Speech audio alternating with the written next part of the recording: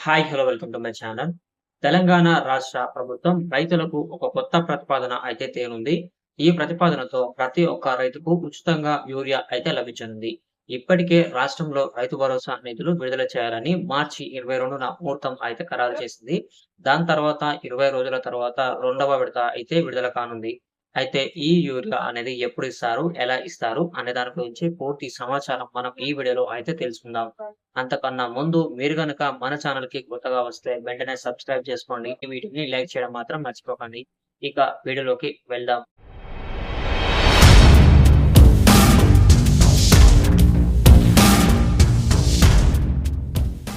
రాష్ట్రంలో రైతు భరోసా పెట్టుబడి సాయం పంపిణీలో కొంత జాప్యం జరుగుతున్న విషయం మనందరికీ తెలిసిందే. ఈ క్రమంలో రైతులకు ఆర్థికంగా కొంత ఊరట కల్పించాలని వ్యవసాయ శాఖ భావిస్తోంది.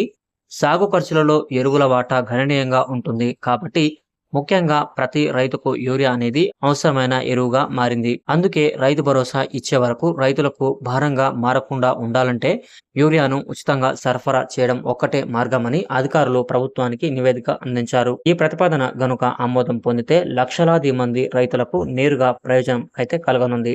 నిజానికి రైతులకు ఉచిత యూరియా పంపిణీ అనే ఆలోచన ఇప్పటిదైతే కాదు.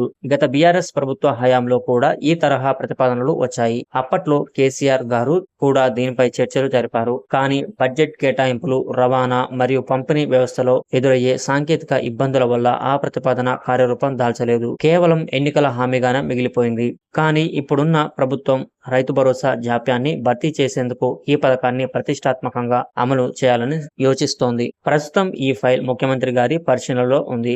సీఎం ఆమోదం తెలిపిన వెంటనే ఆర్థిక శాఖ దీనిపై సాధ్యాసాధ్యాలను విశ్లేషిస్తుంది. ఎంతమంది రైతులకు ఇవ్వాలి, ఎన్ని టన్నుల యూరియా అవసరం అవుతుంది, ప్రభుత్వంపై ఎంత అదనపు భారం పడుతుంది అనే అంశాలపై లెక్కలు తేల్చనున్నారు. రాబోయే బడ్జెట్ ప్రతిపాదనలో ఈ ఉచిత యూరియా అంశాన్ని చేర్చే అవకాశం ఉంది.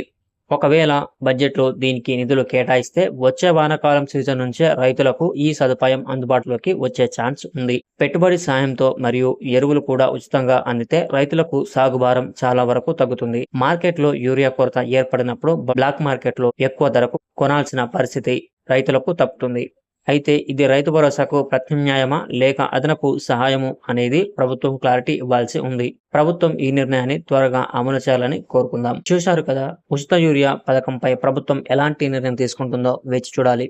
దీనిపై మీ అభిప్రాయం ఏంటి? ఉచిత యూరియా ఇస్తే రైతులకు నిజంగా మేలు జరుగుతుందా? కింద కమెంట్ బాక్స్ లో తెలియజేయండి. ఇలాంటి మరిన్ని లేటెస్ట్ అగ్రికల్చర్ అప్డేట్ కోసం ఇప్పుడే మన రైతు ప్రస్థానం ఛానల్ ని సబ్స్క్రైబ్ చేసుకోండి. జై కిసాన్.